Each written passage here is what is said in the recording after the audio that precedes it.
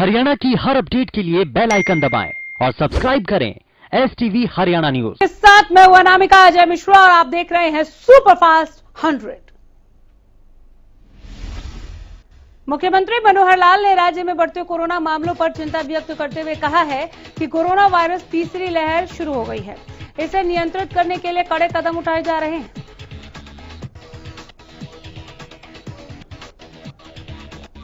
CM ने लोगों से मास्क पहनने, सैनिटाइजेशन और फिजिकल दूरी बनाए रखने की अपील की है। चंडीगढ़ में पत्रकारों से बातचीत के दौरान सीएम मनोहर लाल ने कहा कि 1 अप्रैल से गेहूं की खरीद शुरू होगी। सीएम ने कहा कि सभी मंडियों में जरूरी तैयारियां पूरी कर ली गई हैं। किसानों को 72 घंटे में भुगतान किया जाएगा।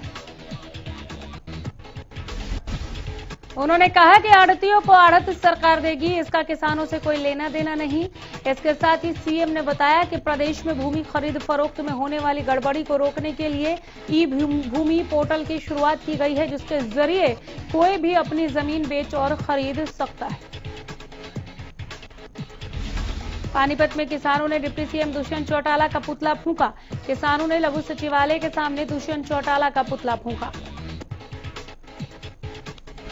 बता दें कि डिप्टी सीएम लघु सचिवालय में ग्रीवेंस कमेटी की बैठक ले रहे थे। इस दौरान किसानों की ओर से प्रदर्शन किया गया। किसानों ने लघु सचिवालय के बाहर सरकार के खिलाफ नारेबाजी की। पानीपत में जिला कष्ट निवारण समिति की बैठक की गई। डिप्टी सीएम दुष्यंत चौटाला की अध्यक्षता में की गई इस बैठक में प्रशासन के दौरे को लेकर खास इंतजाम किया गया। बता दें कि इससे पहले किसानों ने दुष्यंत का विरोध करने का ऐलान किया था।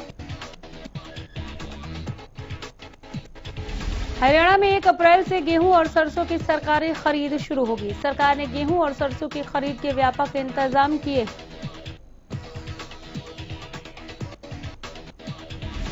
सरकार ने फसल खरीद के लिए मेरी फसल मेरा ब्यौरा पोर्टल पर किसानों का रजिस्ट्रेशन किया है, जहां 7.5 लाख से ज्यादा किसान अपनी फसल बेचने के लिए रजिस्ट्रेशन करा चुके हैं।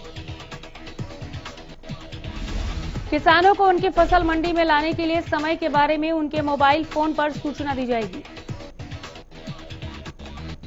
सरकार का दावा है कि किसानों को उनके गेहूं का भुगतान 48 घंटे के भीतर कर दिया जाएगा और अगर किसी वजह से भुगतान में देरी होती है तो किसानों को उस पर 9% का ब्याज दिया जाएगा। कुछ दिन पहले ही खरीद सीजन की तैयारियों के संबंध में मुख्यमंत्री ने समीक्षा बैठक की थी।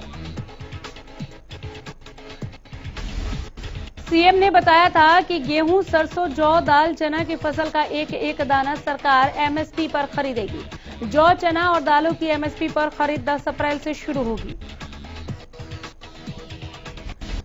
मुख्यमंत्री ने कहा था कि ट्रांसपोर्टरों को 48 घंटे के भीतर मंडी से फसल उठाने के निर्देश दिए गए हैं और अगर कोई ट्रांसपोर्टर समय पर फसल नहीं उठाता है तो उस पर जुर्माना लगाया जाएगा।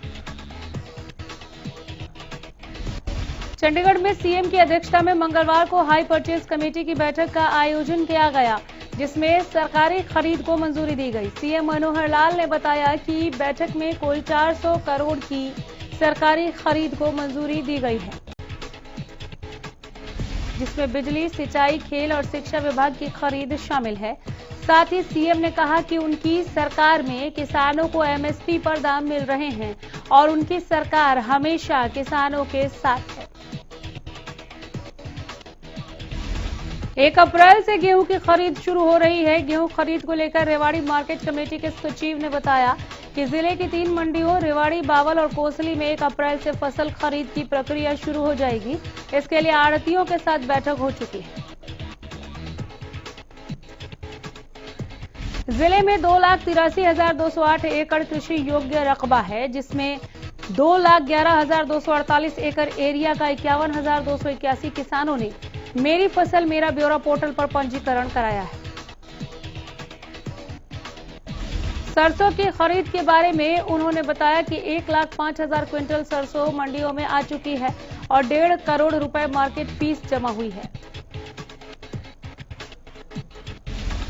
उन्होंने बताया कि जिले की 3 मंडियों में पेयजल, सफाई, बारदाने की व्यवस्था, ट्रांसपोर्टेशन और अन्य प्रबंध सुनिश्चित किए गए हैं ताकि फसल बेचने के लिए आने वाले किसानों को परेशानी न आए।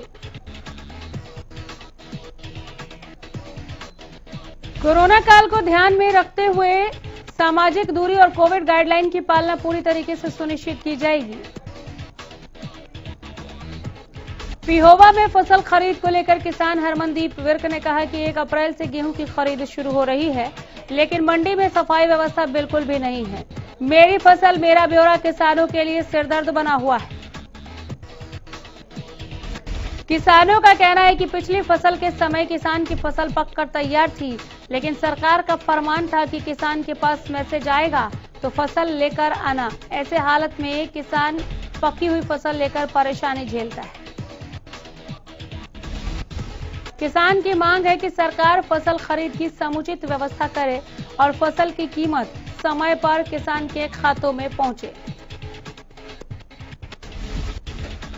इस बार बहादुरगढ़ की मंडी में दिल्ली के किसान अपनी फसल नहीं बेच सकेंगे। दरअसल बहादुरगढ़ की मंडी में पिछले 20-25 साल से दिल्ली के किसान फसल बेचते आ रहे हैं, लेकिन मेरी फसल मेरा ब्यौरा पोर्टल पर रजिस्ट्रेशन नहीं होने के कारण मंडी में फसल नहीं ला सकेंगे।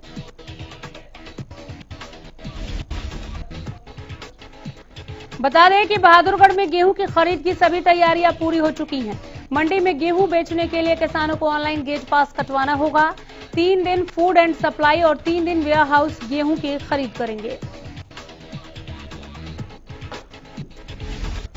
गोहाना के साथ लगते 6% सेंटरों पर भी गेहूं की सरकारी खरीद शुरू होनी है, जिसे लेकर बुधवार को गोहाना की अनाज मंडी का एसडीएम प्रदीप कुमार ने औचक निरीक्षण किया।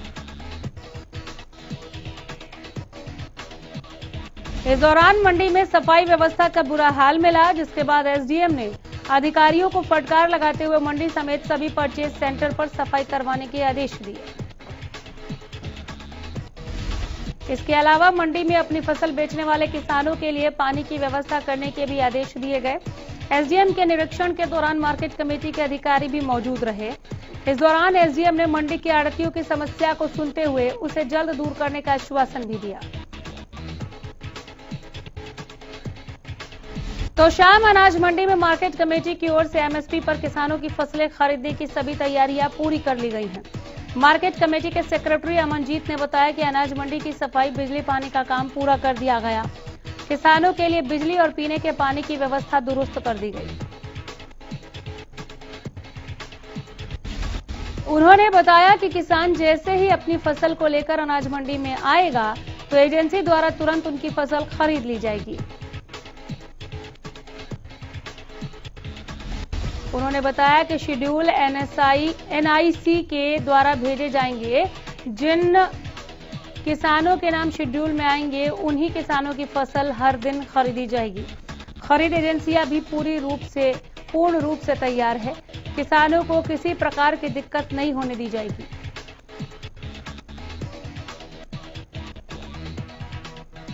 कैथल में आंगनवाड़ी वर्कर हेल्पर की यूनियन की महिलाओं ने सचिवालय में धरना प्रदर्शन किया, सरकार विरोधी नारे लगाए।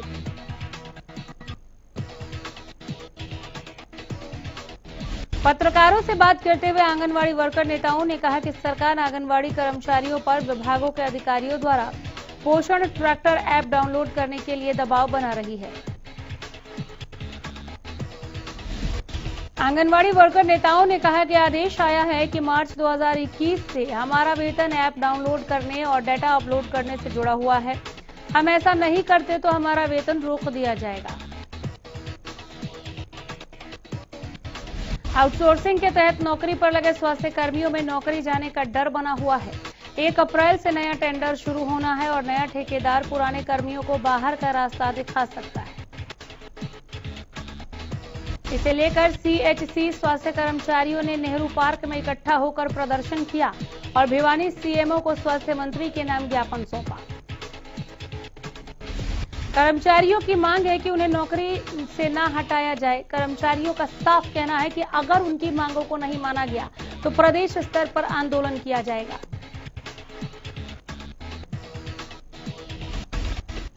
फतेहाबाद के दरियापुर बाईपास के पास ट्रैफिक पुलिस की ओर से काटे जा रहे चालान के दौरान एक बाइक सवार ने ट्रैफिक पुलिस पर बाइक चढ़ा दी। इस दौरान ट्रैफिक पुलिस गंभीर रूप से घायल हुए। घायल अवस्था में पुलिस अस्पताल लेकर पहुंची। तीनों युवकों को हिरासत में ले लिया गया है। ट्रैफिक पुलिस के सब इंस्पेक्टर दयानंद ने बताया कि ट्रैफिक पुलिस की एक टीम सिरसा रोड बाईपास के पास चालान काट रही थी। इसी दौरान तेज रफ्तार बाइक आती दिखी तो पुलिस के चालक ने बाइक को रोकने के लिए इशारा किया, लेकिन युवक ने पुलिस से बचने के लिए बाइक नहीं रोकी और पुलिसकर्मी पर ही बाइक चढ़ा दी। हरियाणा में कोरोना की रफ्तार लगातार बढ़ रही है। बीते 24 घंटे में 980 नए मामले सामने आए। कोरोना के गुरुग्राम में 161 नए मामले सामने आए हैं। पानीपत में 143 नए केस दिखे हैं। अंबाला में कोरोना के 109 नए मामले आए। कुरुक्षेत्र में 104 नए मामले निकले। पंचकुला में कोरोना के 102 नए केस सामने आए हैं। इसी के साथ यमुनानगर में 97 नए मामले सामने आए। एक दिन में कोरोना से 4 लोगों की मौत हुई। प्रदेश में अब तक 3147 मरीजों की मौत हो चुकी है। इसी के साथ हरियाणा में कुल 2,89,694 केस अब तक सामने आ चुके हैं। नूह के नगीना होटल मार्ग पर एक दुकान के निर्माण के दौरान बड़ा हादसा हुआ। दरअसल दुकान निर्माण के लिए नींव की खुदाई की जा रही थी। उस दौरान बराबर में खड़ी 20 फीट की दीवार अचानक गिरने से 3 मजदूर दब गए। करीब 1 घंटे की मशक्कत के बाद मजदूरों को सुरक्षित बाहर निकाला गया। तीनों मजदूरों की गंभीर हालत को देखते हुए उन्हें अस्पताल में भर्ती कराया गया। पुन्हाना थाना प्रभारी संतोष कुमार ने बताया कि सूचना मिलने के तुरंत बाद मौके पर मजदूरों को बाहर निकाला गया। वहीं उन्होंने कहा कि शिकायत मिलने के बाद कानूनी कार्रवाई की जाएगी। बीती रात हिसार रोड पर एक दर्दनाक सड़क हादसे में 4 लोगों की मौत हो गई। हिसार रोड पर एक अज्ञात वाहन ने कार में पीछे से टक्कर मार दी। हादसे के समय कार में 5 लोग सवार थे, जिनमें से 4 लोगों की मौके पर ही मौत हो गई, जबकि एक युवक को गंभीर हालत में इलाज के लिए अस्पताल में भर्ती करवाया गया है। हादसे के बाद एक अज्ञात वाहन चालक मौके से फरार हो गया। पुलिस ने घटना की जानकारी मिलने के बाद शवों को पोस्टमार्टम के लिए भेजा और अज्ञात वाहन चालक के खिलाफ केस दर्ज कर कार्रवाई शुरू कर दी। कृषि कानूनों के खिलाफ किसानों का आंदोलन 126वें दिन भी जारी है। इस गतिरोध का अब तक कोई हल निकलता नहीं दिखा। किसान अपनी मांगों को लेकर बॉर्डर पर डटे हैं। नए कृषि कानूनों को लेकर सुप्रीम कोर्ट की ओर से बनाई गई 3 सदस्यों की कमेटी ने अपनी रिपोर्ट सीलबंद लिफाफे में सुप्रीम कोर्ट को सौंप दी है। शेतकारी संगठन की महिला अध्यक्ष सीमा नरवणे ने बताया कि सुप्रीम कोर्ट को यह रिपोर्ट 19 मार्च को ही सौंप दी गई। इसे लेकर कमेटी जल्द ही प्रेस नोट के जरिए और जानकारी सार्वजनिक करेगी। सुप्रीम कोर्ट की तरफ से नियुक्त की गई कमेटी में कृषि विशेषज्ञ और शेतकारी संगठनों से जुड़े अनिल धनवत, अशोक गुलाटी और प्रमोद जोशी शामिल हैं। सुप्रीम कोर्ट ने 11 जनवरी को समिति का गठन किया था। धनवत के अलावा कृषि अर्थशास्त्री अशोक गुलाटी और प्रमोद कुमार जोशी समिति के अन्य सदस्य हैं। कृषि कानूनों के खिलाफ बीजेपी नेताओं के विरोध का सिलसिला थमने का नाम नहीं ले रहा।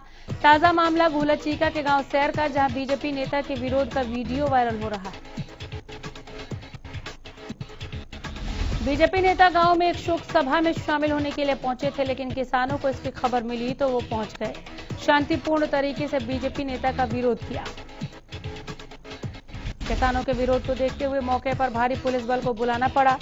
इसके बाद भी पुलिस को बीजेपी नेता को वहां से निकालने में कड़ी मशक्कत करनी पड़ी। सरकारी स्कूलों में विद्यार्थियों की संख्या बढ़ाने के लिए शिक्षा विभाग के आदेशों के तहत 15 अप्रैल से प्रवेश उत्सव मनाया जाएगा।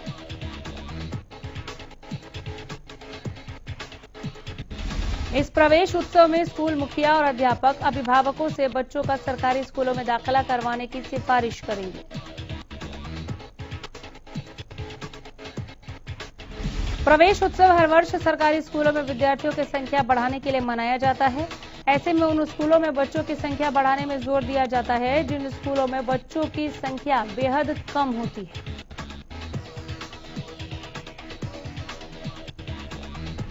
कैथल में प्रवेश उत्सव को लेकर वीडियो कॉन्फ्रेंस के जरिए प्रदेश के सभी जिला मौलिक शिक्षा अधिकारियों से चर्चा कर सरकारी स्कूलों में बच्चों की संख्या बढ़ाने के निर्देश दिए गए हैं।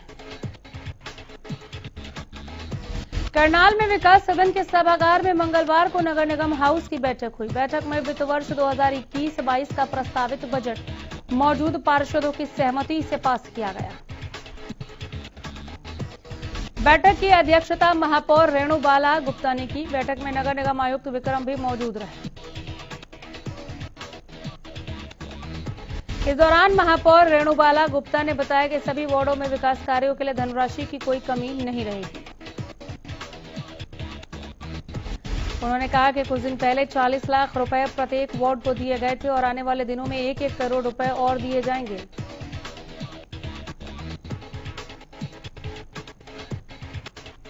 अंबाला में मौजूद सरकारी विभाग इन दिनों बिजली बिल से बेखबर नजर आ रहा है। एक रिपोर्ट के मुताबिक इस बात का खुलासा हुआ है कि अंबाला में लाखों के बिजली बिल बकाया हैं।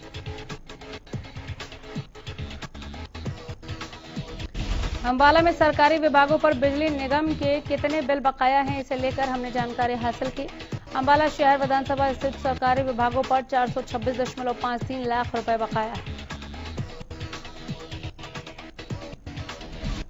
बिजली बिल में सबसे ज्यादा बकाया पब्लिक हेल्थ का है। पब्लिक हेल्थ पर 201.50 लाख रुपए बिजली बिल का बकाया है।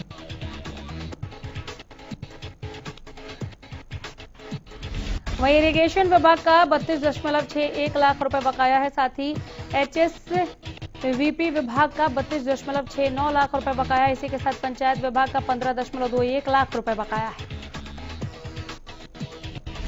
बल्लभगढ़ के राजा नाहर सिंह में रह रहे स्थानीय लोगों ने ओयो होटल हटाने की मांग की। स्थानीय लोगों का कहना है कि ओयो होटल की अवैध गतिविधियों के चलते उन्हें भारी परेशानी का सामना करना पड़ रहा है। लोग कह रहे हैं कि हमने इस बात की शिकायत पुलिस से भी की, लेकिन पुलिस भी इस ओर कोई कार्रवाई नहीं कर रही।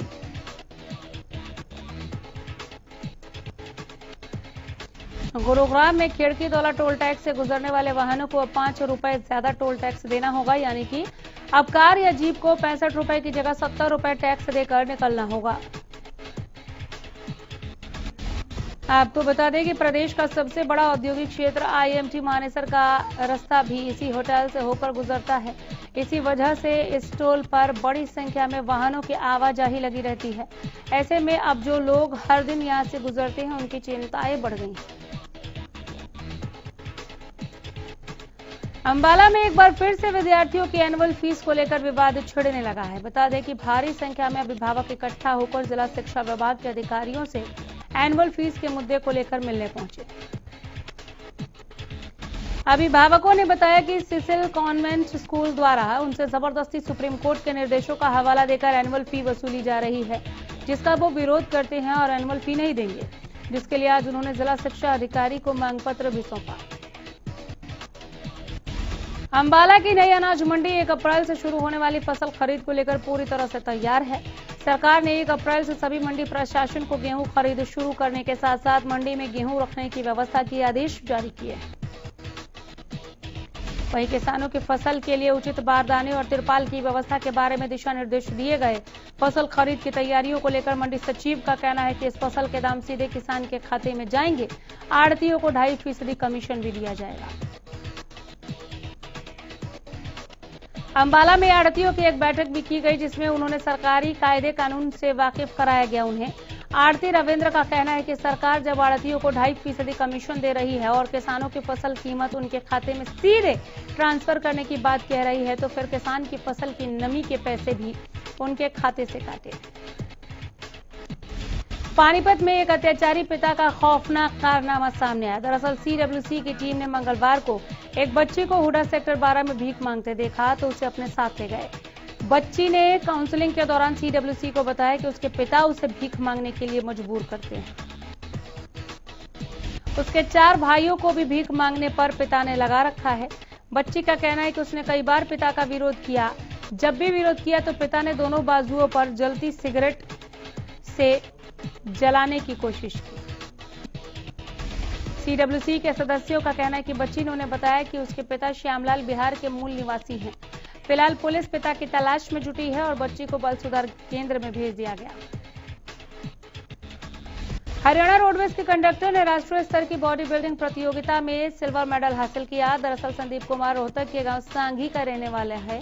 और साल 2008 में फरीदाबाद रोडवेज डिपो से ज्वाइन किया था इन्होंने। हाल ही में संदीप सिंह ने सेंट्रल सर्विस प्रतियोगिता के तहत अपना 13वां मेडल हासिल किया। रोडवेज के ट्रैफिक मैनेजर संजय कुमार ने बताया कि हाल ही में सेंट्रल सिविल सर्विस का गेम हुए हैं। हमारे डिपो में संदीप कुमार कंडक्टर के पद पर कार्यरत हैं, जिन्होंने बॉडी बिल्डिंग प्रतियोगिता में सिल्वर मेडल कब्जाया। पुलिस के क्राइम यूनिट फर्रुखनगर ने दिल्ली पुलिस एनकाउंटर में मारे गए गैंगस्टर कुलदीप उर्फ फज्जा के शार्प शूटर को गिरफ्तार कर कई मामलों का खुलासा किया। एसीपी क्राइम की माने तो गिरफ्तार शूटर ऋतिक उर्फ रिंकू ने खुलासा किया।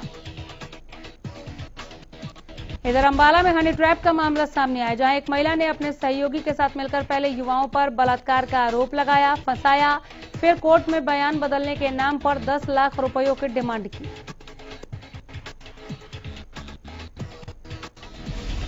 पीड़ितों का कहना है कि पहले भी महिला कोर्ट में बयान बदलने के नाम पर 12 लाख रुपए ले चुकी है। पीड़ित युवकों ने अंबाला के एसपी हमीद अख्तर से संपर्क किया, पूरे मामले की जानकारी दी, जिसके बाद अंबाला पुलिस ने महिला थाना पुलिस को साथ लेकर आरोपी महिला रिया बत्रा और उसके सहयोगी को डिमांड किए गए 1 लाख रुपए के साथ रंगे हाथों पकड़ा। महिला के खिलाफ विभिन्न धाराओं के तहत मामला दर्ज किया गया है। मोबाइल बिल, अन्य यूटिलिटी बिल और ओटीटी मंचों के सब्सक्रिप्शन के लिए लगाया जाने वाला ऑटो डेबिट सिस्टम 1 अप्रैल 2021 से बंद हो जाएगा। आरबीआई ने इसे लेकर नए नियम बनाए हैं, जो नए वित्त वर्ष के पहले दिन से लागू होंगे। आरबीआई ने इसे लेकर नए नियमों के तहत 1 अप्रैल से बैंकों को ऑटो डेबिट भुगतान की तारीख से 5 दिन पहले ग्राहक को एक नोटिफिकेशन भेजना होगा। भुगतान केवल तभी हो पाएगा जब ग्राहक मंजूरी देगा।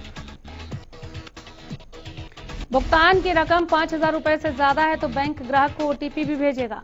इन नियमों को लेकर internet and mobile association of India का कहना है कि ज्यादातर बड़े बैंकों ने इसके लिए खुद को तैयार नहीं किया, जिस वजह से बैंकों से जुड़े कार्ड नेटवर्क से इस सर्कुलर का पालन नहीं कर पाएंगे।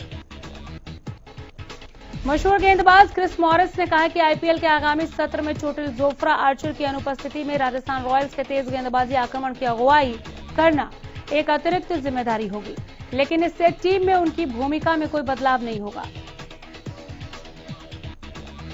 दिल्ली कैपिटल्स फ्रेंचाइजी ने साल 2021 के लिए अपना नया कप्तान चुन लिया है। नियमित कप्तान श्रेयस अय्यर की गैर मौजूदगी में अब ऋषभ पंत टीम की बागडोर संभालेंगे। रॉयल चैलेंजर्स बेंगलुरु ने 9 अप्रैल से शुरू होने वाली इंडियन प्रीमियर लीग के आगामी चरण की तैयारियों के अंतर्गत मंगलवार को 9 दिवसीय अनुकूल शिविर को शुरू किया। Manpreet Singh Olympic champion Argentina के खिलाफ अगले महीने होने वाले FIH प्रो लीग मैचों में भारतीय टीम की अगुवाई करेंगे। मनप्रीत निजी कारणों से हाल ही में यूरोप दौरे पर नहीं गए थे।